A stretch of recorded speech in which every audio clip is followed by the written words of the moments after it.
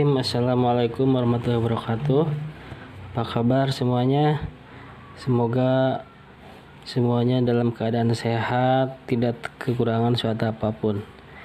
Nah, untuk hari ini kita pertemuan pertama secara online, mata pelajaran produk kreatif kewirausahaan.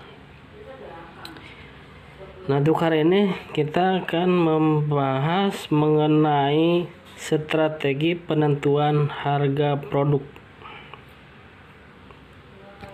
Nah, jadi seorang produsen perlu menentukan harga jual yang sesuai pasar gitu, dan daya beli masyarakat. Jadi seorang produsen atau yang membuat barang atau produk jadi harus bisa menentukan bagaimana cara menentukan harga gitu.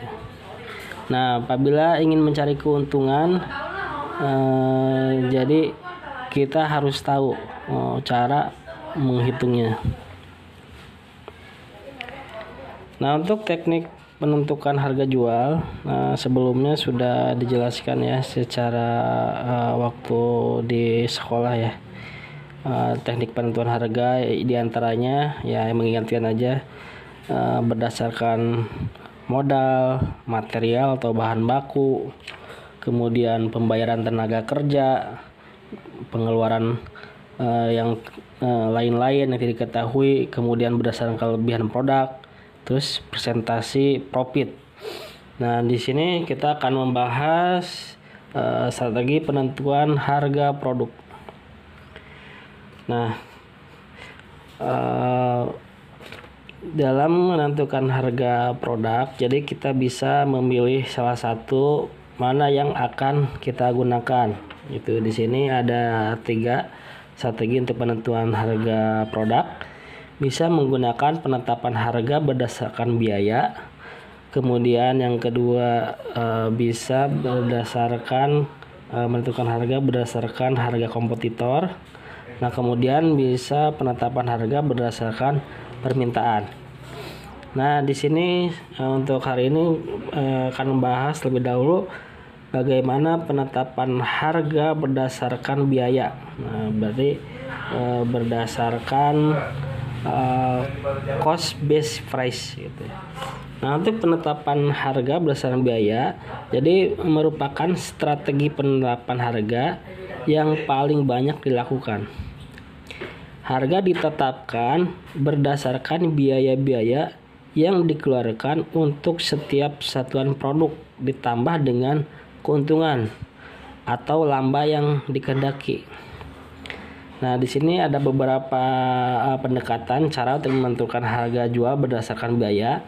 Nah, pertama menggunakan harga berdasarkan biaya. Nah, pertama menggunakan cost plus price method, itu harga biaya. Nah, untuk penetapan harga produk dengan menggunakan metode ini ialah dengan menghitung jumlah biaya produksi. Nah, jadi biaya produksi kita habis berapa?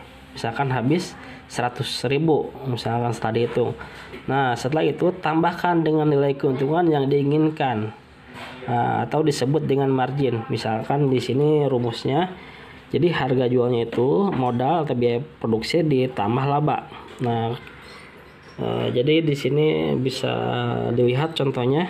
Nah, misalkan kita memiliki usaha baju anak. Nah, dalam memproduksi 10 baju anak, biaya dikeluarkan untuk membeli bahan baku 500.000. Nah, kemudian biaya operasional untuk menghasilkan 10 baju itu meliputi gaji karyawan, listrik, dan lain-lain sebesar 500.000. Nah, jadi total biaya keseluruhan itu kosnya itu 1 juta. Nah, berarti jika kita ingin mendapatkan keuntungan 30%, maka harga jual baju anak tersebut adalah bisa dilihat di sini. Jadi 1 juta ditambah 30% dari 1 juta. Nah, berarti 1.300.000. Nah, berarti harga jual 10 baju anak itu harganya 1.300.000 gitu. Nah, jadi harga per baju adalah 1.300.000 dibagi 10 berarti 130.000. Jadi satu potongnya itu bisa dijual 130. Nah, itu cara menentukan harga biaya plus gitu. Nah, kemudian yang kedua bisa menentukan harga dengan cara harga markup. Nah, dalam usaha dagang, pedagang membeli barang dari supplier, kemudian dijual kembali dengan menambahkan markup harga. Nah, keuntungan yang diperoleh pedagang berasal dari sebagian markup tersebut. Sebagian lain dari markup yang digunakan untuk biaya eksploitasi atau operasional yang telah dikeluarkan oleh pedagang. Nah, untuk rumusnya